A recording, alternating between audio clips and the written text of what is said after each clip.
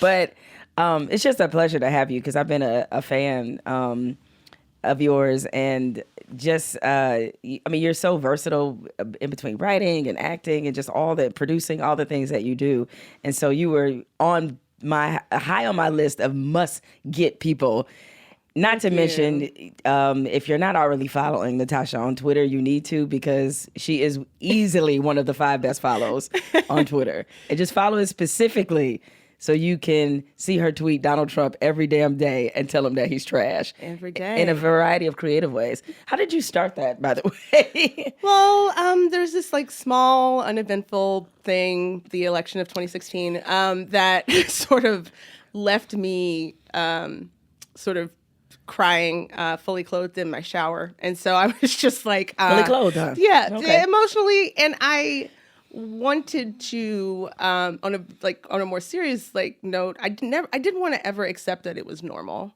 And I wanted to every day as like an affirmation remind myself and the people who follow me that we can't just accept like the current sort of administration as normal. And I think just to call him trash every day and to have sort of a bit of defiance and to remind people of that in a small way is important. So I started doing it not just with the word trash. I was doing it with a myriad of creative insults. And then I was just like, nah, I think the word that kind of sums it up is trash.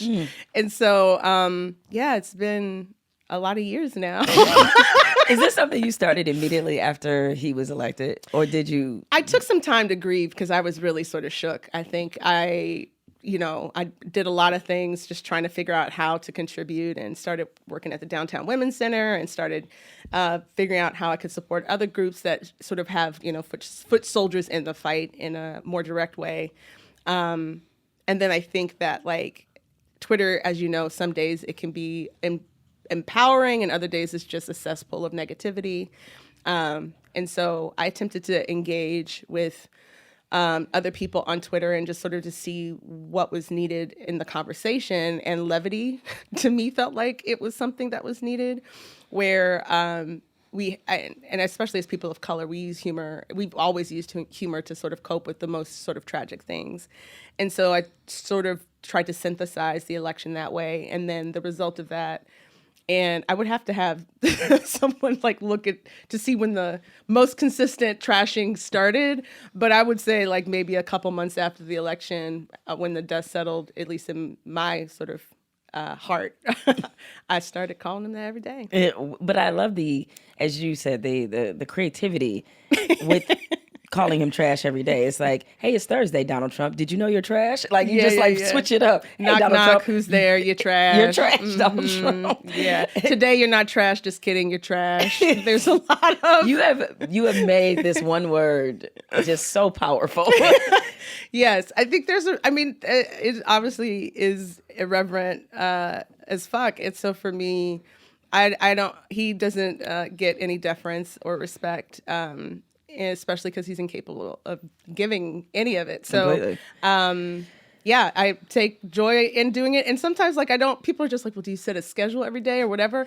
And literally, I'll be minding my business and I'll be like, oh, you know what? He trash. And I'll grab my phone and I'll just tweet it and then I'll keep it pushing. And I'm glad it brings so many people joy. And hopefully it reminds them, too, that it's not normal. Yeah.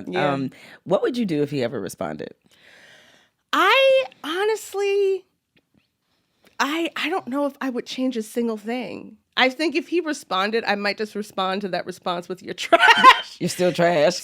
Still trash. You know what I mean? Like I honestly would just be like, and to reason with someone who is incapable of forming an actual sentence, I don't think I would engage with him in any sort of like discourse and try to reach him. I'm like, he's beyond that kind of assistance for me. So I think I would just continue calling him trash.